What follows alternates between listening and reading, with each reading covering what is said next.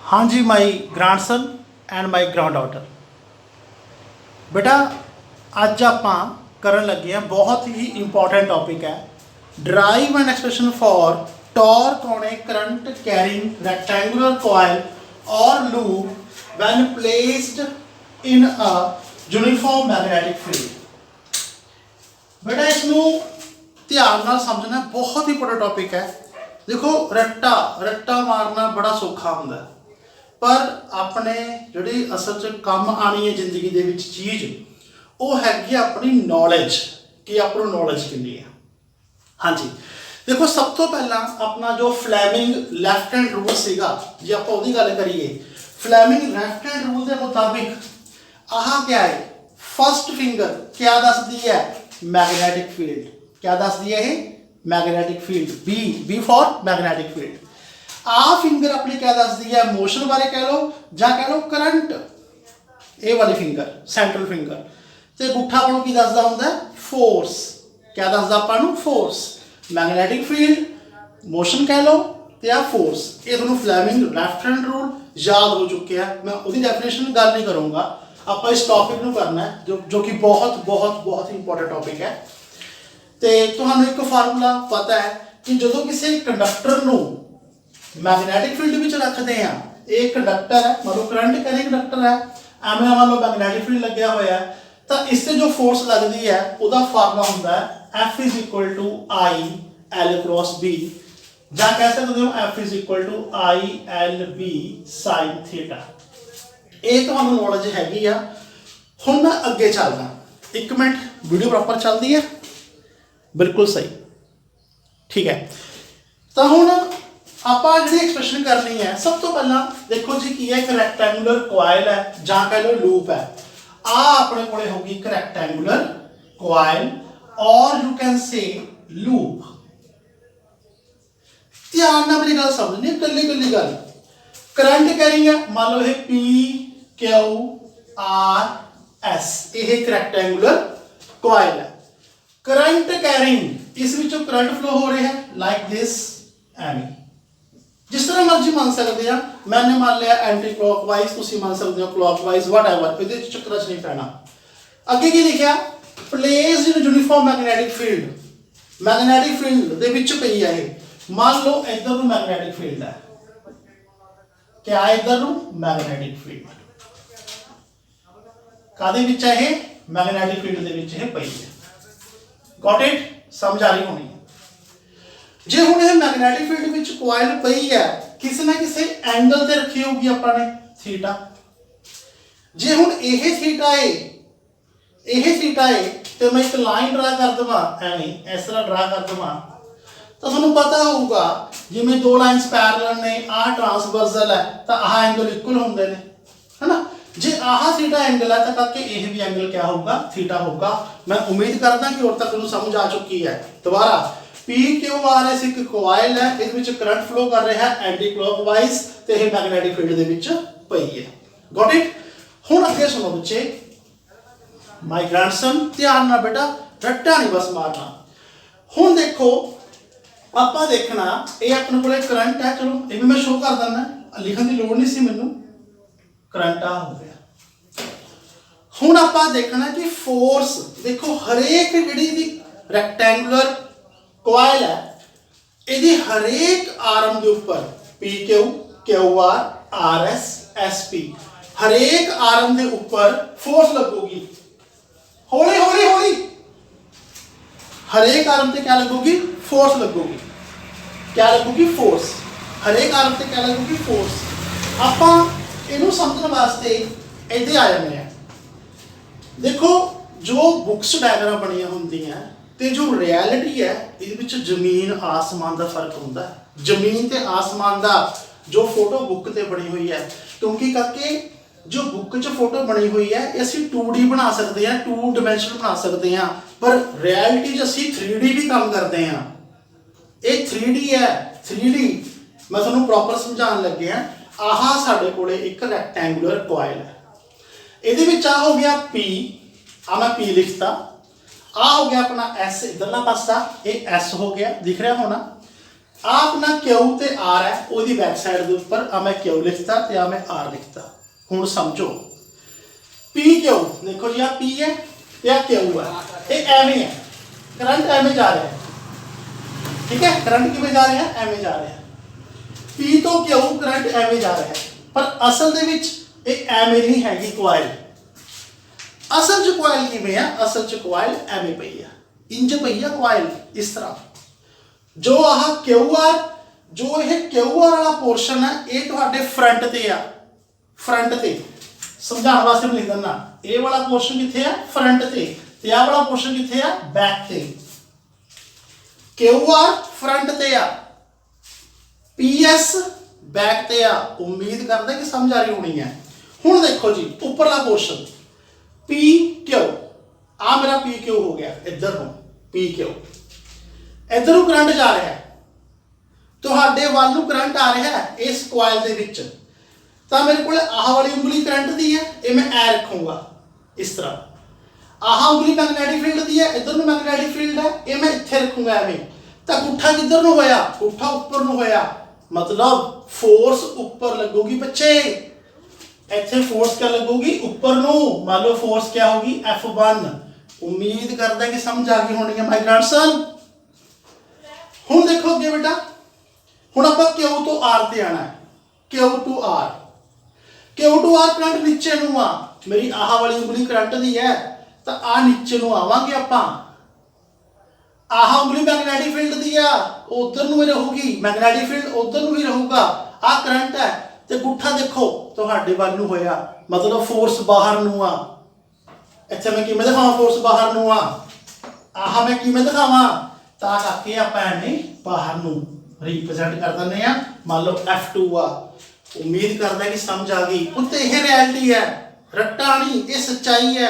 अगे आ जाओ R S किथे आर आ पे एस किथे है बैक साइड ते आ मतलब हुण करंट ने ऐ जाना है करंट ऐ जाऊगा आह उंगली करंट दी है ये करंट ऐ जाऊगा इधरले पासे खड़ना करंट ने पुत एवें जाना है करंट ने एवें मैगनैटिक फील्ड ने इधर नूं आना आ उंगली मैगनैटिक फील्ड दी है आ मैगनैटिक फील्ड का गुੱਠਾ की हो गया नीचे हो गया गुੱਠਾ नीचे किवें होया समझ नहीं आई दोबारा देखो पुत पी तो क्यू आ चीज बनी क्यू तो आर आ चीज होगी अगे आ हो गया बेटा एवें मतलब वो ये फोर्स नीचे होगी F3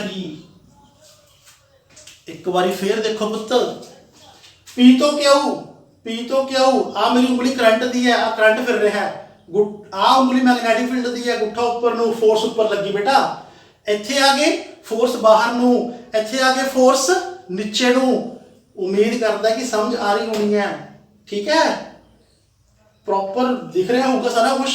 हुण इधरले पासे आ जाओ बैक साइड ते करंट ऊपर नु मैगनैटिक फील्ड उधर नु है तो गुੱਠਾ पीछे नु है आए गुੱਠा बैक साइड ते होया पे बच्चे मतलब अंदर नु इनवर्ड तो फोर्स क्या है इनवर्ट F4 आए पुत रियलिटी ए पुत सच्चाई रट्टे मारने बड़े सौखे हैं फोटो बनानी है ऊपर नु F1 थल्ले नु F3 इधर नु F2 उधर नु F4 पर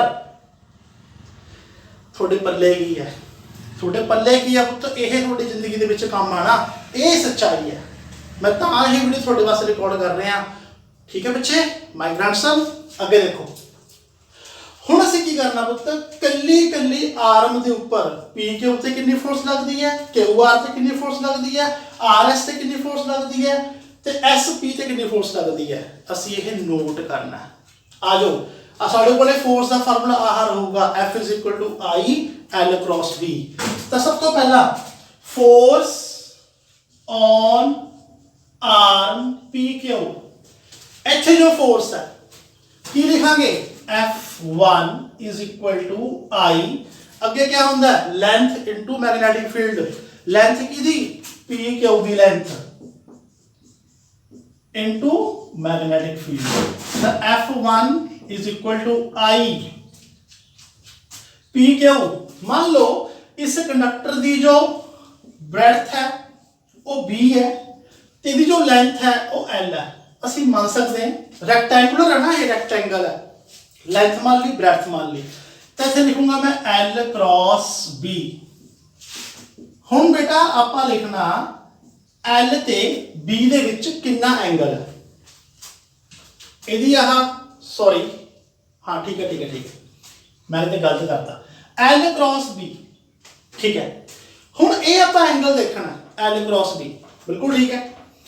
L किधर ਨੂੰ होया, B तो इधर ਨੂੰ हो गया, आ हो गया B, लेंथ इधर ਨੂੰ है, इधर ਨੂੰ जिधर ਨੂੰ करंट जा रहा है उधर ਨੂੰ ਆਪਾਂ देखना करंट एलिमेंट, तो आह वाला एंगल चुकना अपने, ये वाला एंगल, ये एंगल नहीं, एंगल ए वाला का तो क्योंकि आ मैग्नेटिक फील्ड हो गया, इधर ਨੂੰ हो जो अपना करंट एलिमेंट, एंगल आ बनूगा। तो आप की लिखांगे, आप लिखांगे L B sin किन्ना बेटा एक लाइन ते बने जितने भी एंगल होंगे हैं सम 180 होंगे लीनियर पेयर।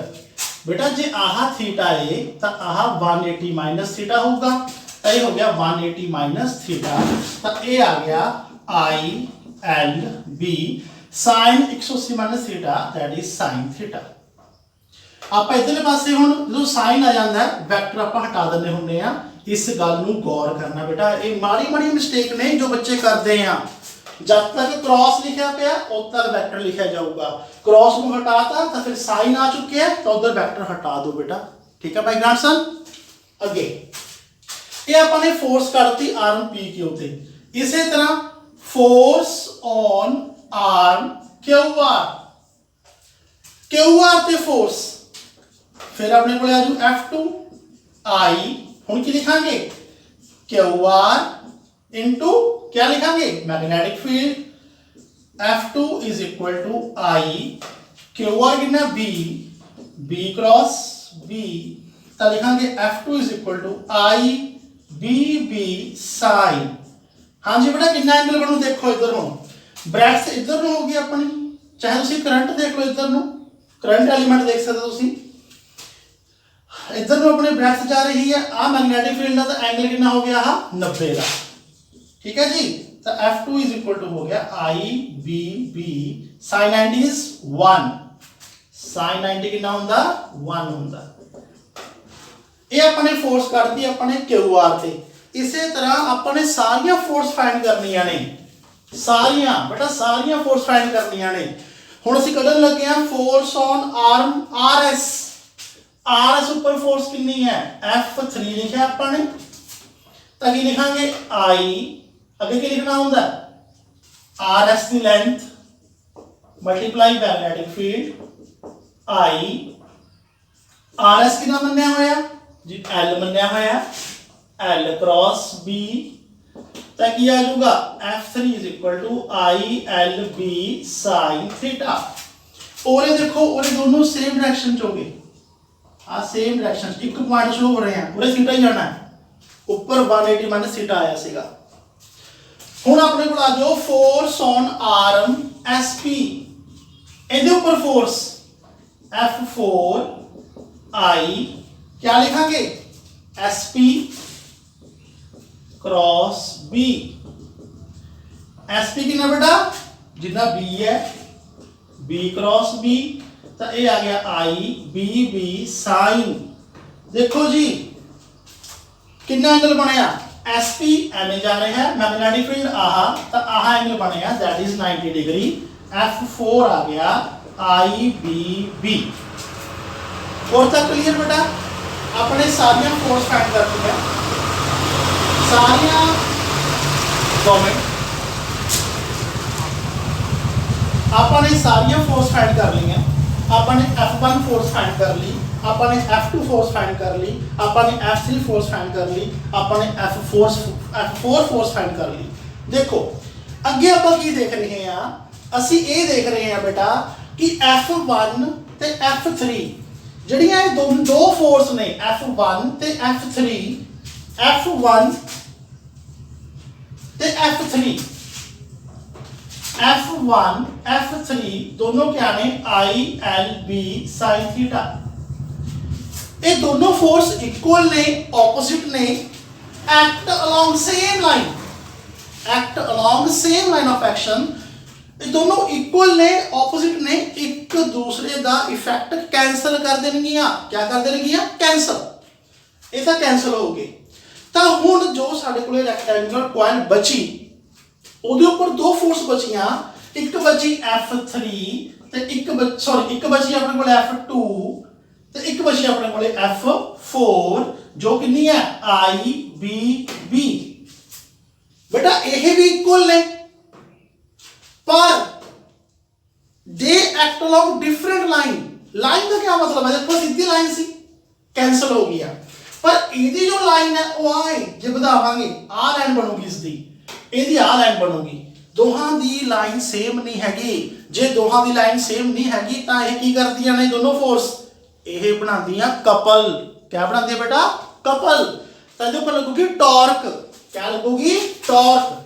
टॉर्क उदों ही लगदी हुंदी है जो दो फोर्सेस हुंदियां ने इक्वल होण, act along different line of action. तो हुण बेटा आपां की करांगे? असीं लिखांगे टॉर्क लगूगी। टॉर्क हुंदी है either force into perpendicular distance between forces. ठीक है जी। हुण सुनो, मैं इधर वाला रब कर देना। एक्चुअली आइदर फोर्स का मतलब की होया? किहड़ी है फोर्स?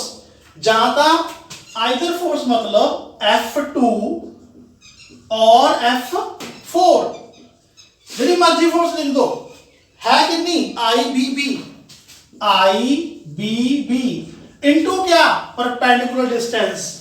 हुण इन्हां दोहां दे विच परपेंडिकुलर डिस्टेंस ताकि इन्हां दोहां विच परपेंडिकुलर डिस्टेंस पता करने वास्ते मैंने एक होर फोटो बनानी पैनी आ, क्योंकि इत्थे बहुत गाह पै जाना, तुहानूं समझ नहीं आना। ठीक है माय ग्रैंडसन? उस वास्ते साडे कोले देखो बेटा, आ अपने कोले PQ सी, ये अपना PQ सीगा। इहदे उपर जिहड़ी दी लेंथ है PQ की लेंथ कितनी है अपने L मन्नी हुई है। गल नूं ध्यान नाल समझना बेटा। इधर नूं मैग्नेटिक फील्ड, आह हो गया magnetic field, angle theta, current and flow हो रहे। इन्नी गल तुहानूं क्लीयर है। F2 क्या सी?